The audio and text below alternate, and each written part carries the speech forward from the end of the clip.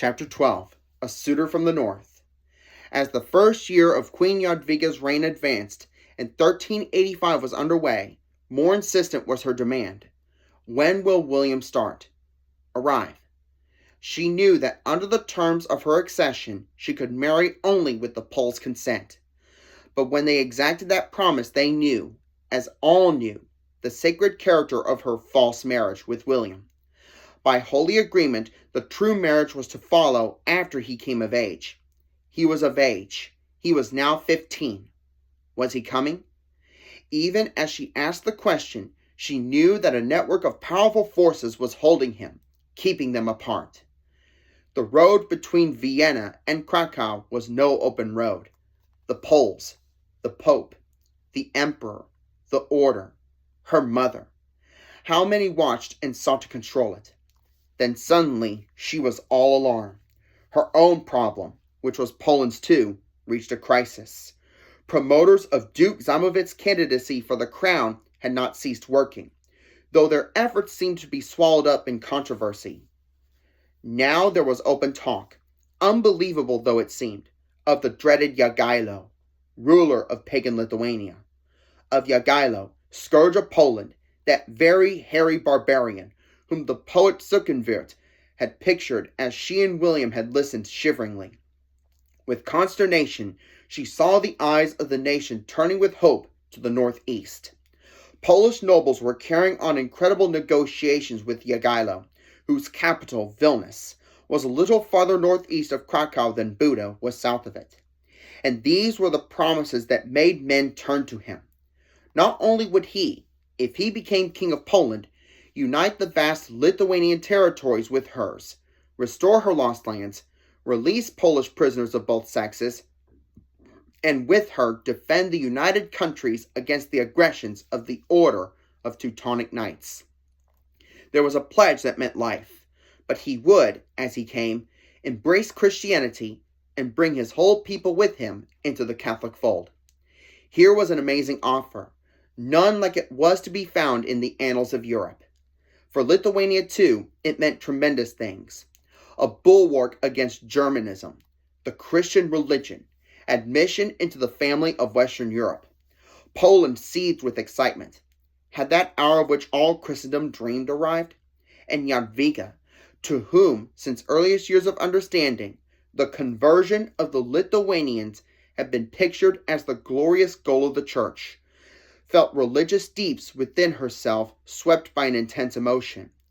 Was the prize for which her father and Duke Albert had striven with sword and fire at last within reach, and without stain of war? But why, she asked, was this victory to be won only by way of her throne, by way of her heart? Then Skirgailo and Boris, Jadwiga's brothers, and Hanko, the governor of Vilnius, and others sent as harbingers actually arrived in Krakow, and they were not pagans, but men baptized in the Greek Orthodox Church.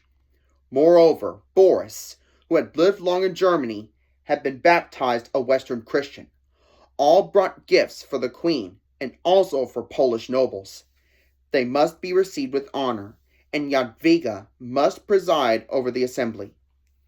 The credulous shivered to know Skirgailo in their midst. Fantastic rumors of his inhuman delight in sawing the bodies of those he had killed into pieces, that he might exercise his primitive surgical skill in putting them again together, had long run over the land. On the 18th day of January, Wawel courtyard echoed with the clanking of metal and the neighing of horses, as leaders of church and state gathered to welcome this most important mission that had ever crossed the Polish frontier. Conspicuous among them were the familiar figures of Archbishop Badzanta, Castellan Dobislav, Knight Jasko, and the old treasurer, Dmitri of Gore. When the court was assembled, and the girl queen in her state robes took her place on the throne, Europe could scarcely have matched the scene. Many hearts were wrung with sympathy for her, but some force of fate seemed to be carrying them all where it would. No girl's love, even though it was a queen's love, could stop it. Anxious eyes were fixed on the door through which the men of the north would enter. When they appeared, Skirgailo at their head, long-haired, bearded, clad in sable and wearing a jeweled chain and belt, a horn-sheathed knife, and a short traveling sword. It was as if a strong wind had blown into the room. An excited murmur shook the company. There was no evidence of her inward trembling as Jadwiga, with great dignity, received these powerful strangers from a half-mythical land and listened to Skirgailo's address in which, in a voice charged with confident ardor, he set forth the terms of the proposed union. His close-set blue eyes kindled as he pictured the vast territories that Lithuania would add to Poland, the power of this double kingdom to retrieve former losses and to stand against future ones. And then, with mounting emotion, he showed Jadwiga coming, not to the throne alone, but into the great family of the Western Church, bringing with him the entire Lithuanian people. Jadwiga listened desperately. Had she not been brought up to think of herself pledged to William, she would yet have felt only horror at the thought of marrying a pagan, even though he were a converted one. She knew well that these words would ring along the length of the Vistula and the Tisa. They would fall on ears that had so long listened for the word of truce from the north. For a moment, all seemed lost, and she cried to a priest standing near, "You who were a witness at Hainburg, can you stand silent now?" But she quickly recovered herself and responded to the discourse with simplicity and courage. There could be but one reply. She was promised by holy agreement to William of Austria. Moreover, her mother had always been her guide. They must present their proposal to Queen Elizabeth. The last word that had come from Buda had been favorable to William. Poor Jadwiga, she still trusted her mother to save her. So the assembly ended. It was decided that Boris and Hanko, with others, would proceed to Buda, while Skirgailo would wait in Krakow.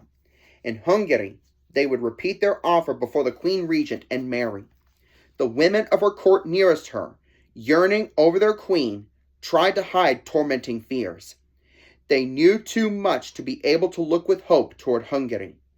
Elizabeth welcomed the mission amiably, though she carefully concealed her satisfaction over what she felt now, at last, meant victory in her 10-year struggle against Austria. Nor did she reveal the relief with which she heard Jadwiga's offer to pay William's father the 200,000 florins due him, nor her intense interest in the religious aspect of this proposal. Boris, after repeating Skirgailo's address delivered in Krakow, spoke for the delegation. Many emperors, kings, and princes, he said, have sought an alliance with Jadwiga, but God postponed this goal for you. When he closed his eloquent address with the words, "The union we propose to you is a union for the glory of God, the profit of souls, and the security of kingdoms." He knew from the faces of his listeners that they were profoundly moved. However, Elizabeth was too involved in methods of duplicity to act swiftly or directly, and fear of Austria still stayed her hand. So she said neither no nor yes, but followed discussion with discussion, negotiation with negotiation, until it seemed the talking would never end. She tried to commit herself no further than, "We will do our best for the Christian faith, for Poland and Jadwiga." Her child waiting in Krakow was almost breaking under the strain of the delay. Then, in the end, the Queen Mother gave her consent to Jadwiga's proposal, and Jadwiga's case seemed indeed lost.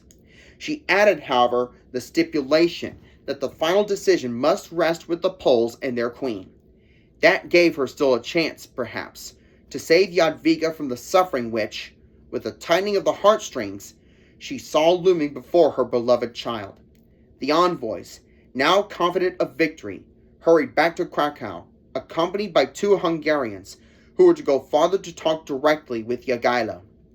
In the capital, the nobles of small Poland hastily convoked a diet. Few from the province of Great Poland took part because of their loyalty to Duke Zamowitz's cause. This assembly paid no attention to the vital reservation. Quickly and enthusiastically, it proclaimed the marriage project. Jadwiga seemed forgotten. Messengers were dispatched to Vilnius to report the decision. A Magyar delegation now joined the embassy that returned triumphantly to Lithuania. For the Hungarians saw in the proposed union protection for their grain fields and vineyards, but above all satisfaction over the material ends visioned was a universal emotion kindled by the thought that a whole people was to be brought to Christ. By the Treaty of Craiova in 1385, the Poles registered their arrangement with Jadwiga. What a different emotion in Marienburg and Königsberg, where the Teutonic order was filled with righteous rage, and at once prepared to punish the infidel for his impious plan to convert himself. For in these nights, once again, the rescuer had become a greater peril than the original enemy. In 1230, when a Polish Duke of Mazovia had appealed to them for protection against his Lithuanian neighbors, they had responded with zeal and called on Christian Europe to aid them in conquering and converting the Lithuanians. Since then, they had wrested from both Lithuania and Poland valuable lands. How much longer could they continue to draw support from Christian countries, once the glamour of financing a crusade against the last heathen people in Western Europe had passed? How continue to add to the lands of the temporal state they aspired to maintain if they could no longer advance under the covering white cloak of the order? There was no rejoicing in Marienburg when the news was carried to the grim citadel of the knights, beside the Nogat. For the will of a girl, pitted as it was against the combined will of church and state, defeat seemed certain. Yet Jadwiga staunchly refused to surrender.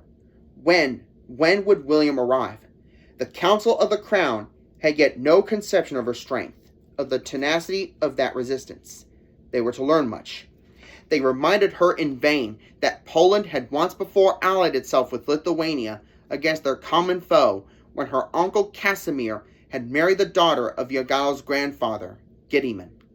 To no avail, they represented the 38-year-old Suitor as very different from the popular conception of him, as in fact a desirable mate for her. Nor did they succeed in convincing her that he was innocent of instigating the murder of his aged uncle, Kestutis, the crime with which Europe rang in the year of her father's death. No vivid picturing of the door to a new era for Poland ready to open at her touch could turn her eyes from their own clear vision. Appeals and arguments of priests and magnates alike failed to move her. With resolution born of her conviction that her alliance with William was heaven-sanctioned, she entrenched herself behind two simple statements. She loved William. Their pact was sacred. Her counselors were beside themselves. Was all to be lost because of the will of a stubborn girl? Though in their hearts they could not but admire her courage, they relentlessly set in motion every influence that might help to break it. Day by day the pressure increased. The priests, with their thoughts fixed on the great conversion, were William's worst enemies. But her mother approved her cause, so at least she still believed. Alas, when she most needed confirmation and support, home was far away. The Blessed Virgin would help, but oh, for an hour with her mother. She knew, too, that her mother was distractedly engrossed with difficulties in her own kingdom, where Elizabeth was playing a losing game. Not only was the ill-fated Queen Regent entangled in her confused attitude toward the Poles' negotiations with Jadwiga, but she was at the same time recklessly trying to break off Mary's engagement to Sigismund. In fact, in appearance at least, she was maneuvering to marry Mary to two other princes. Sigismund had by his light manners offended her in Hungary, and feeling their opposition, had fled to his brother, Wenceslas, the half-mad king of Bohemia. After uprisings in both North and South Dalmatia, Elizabeth now faced others, and thus beset, although she had not changed her mind about William, she was afraid to break with Austria. She felt pressed, driven, and powerless to see her way in Poland. Her heart ached for her child. But Jadwiga was young, she reasoned. Once these hard first years were past, she would forget them. At the beginning, she had besought her trusted counselor, Nicholas Gara, to get the influential Polish Duke of Opeln, a pietist, and that staunch supporter of the Angevins, Jasko of Tencin, and others in Poland to pledge themselves to give Jadwiga brotherly protection against danger. More at this time she could not do. To add to her present distraction, the Duke of Awhile, who was in sympathy with the Germans and a supporter of William, was pressing for the Austrian Union. And worst of all, William's father, Archduke Leopold, his patience exhausted, now appeared in Buda. In a conference with him, the Queen Mother actually set a date for the marriage of William and Jadwiga, promising that it would be celebrated in August of this year, 1385. But her true attitude remained an open secret throughout Europe. Her child pathetically listened, heard only vagueness, uncertainty.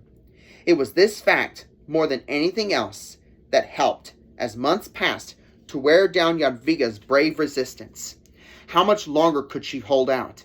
Then, just as the magnates seemed to be winning, messengers reported that the elegant Prince William, in shining mail and long-plumed helmet, a picture of the very flower of young knighthood, accompanied by a magnificent retinue of handsome nobles and poets and musicians and soldiers and many gift-laden wagons, was approaching Krakow gate. Victory. Jadwiga's blood bounded, but in Krakow was consternation.